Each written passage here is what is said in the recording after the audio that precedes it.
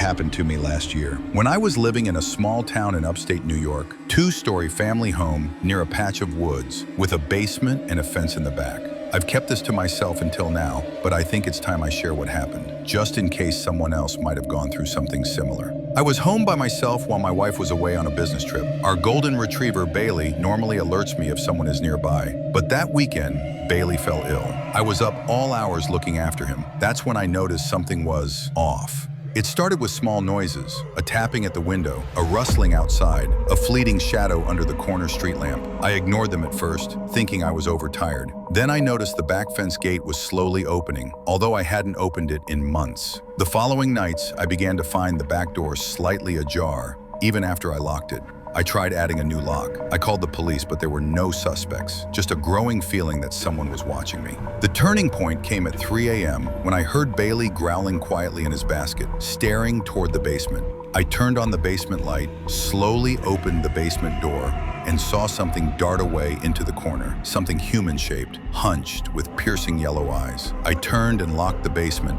boarding up its small window. The following day, I installed a heavy-duty alarm and a camera, just in case. But I'm not sure I'll ever feel completely at ease in my own home again. The locks are all new, the windows are secured, but I know whatever was there that night is still out there, somewhere. I can feel its eyes on me when I'm alone. I'm afraid I may see it again. I've kept this to myself until now. Not because I think people won't believe me, but because I'm afraid that putting it into words might make it real again. I'm not sure I'm ready for that, but I think it's time I share what happened, just in case someone else might be experiencing something similar. The turning point came at 3 when I was awoken by Bailey growling quietly in his basket. A deep, vulnerable growl I hadn't heard from him before, while he kept his piercing stare toward the basement. I turned on the basement light, slowly opened the basement door, and that's when I saw something dart away into the corner. Something hunched, taller than a person, with piercing yellow eyes glowering back at me before it slipped into the shadows. I screamed, stumbled backward, fell down a few steps, and locked the basement from the outside. That night, I barely fell back to sleep. I kept a butcher's knife under my mattress and listened to the silence, a silence I knew was filled with something alive, something that meant me harm. The following day, I boarded up its small basement window and placed heavy furniture in front of the basement door. I installed additional locks, a heavy-duty alarm, a camera, and a motion detector.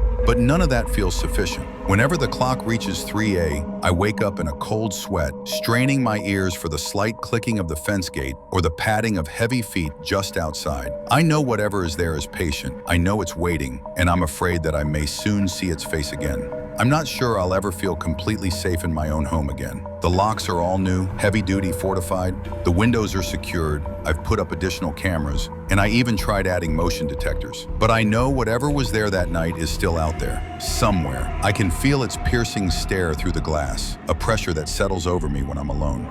I'm afraid I may see it again, and I'm not sure I'll survive its return.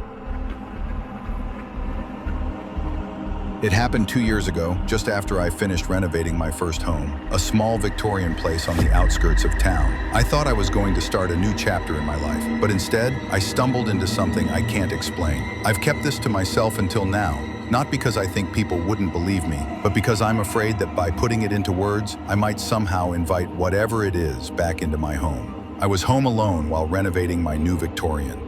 The nights were quiet, almost oppressive in their silence, a silence that seemed to wrap itself around me. It started with small things, a book falling from a shelf, a picture frame tilting just a bit, a faucet turning itself on. Then I noticed something was following me, something I couldn't see, but I could feel. I began to find muddy shoe prints by the back door, the basement light turning on by itself, and a fleeting silhouette darting across the corner of my view. One stormy night, when the thunder clapped and rain pounded against the windows, I fell down into the basement to retrieve something, a box I hadn't opened yet. The moment I turned on the basement light, I saw something hunched in the corner, its face obscured by shadow, its limbs grotesque and twisted, staring directly at me with piercing, inhuman eyes. I screamed, turned off the light, locked the basement, and called the police. But when they arrived, there was no break-in, and everything was spotless. The only thing I found afterwards was a small, bloody handprint smeared across the basement window, a handprint that didn't match mine or the officer's. I wish I could say I'm fine after everything, but I'm not. I barely sleep through the night. Whenever I hear a bump, a rustling,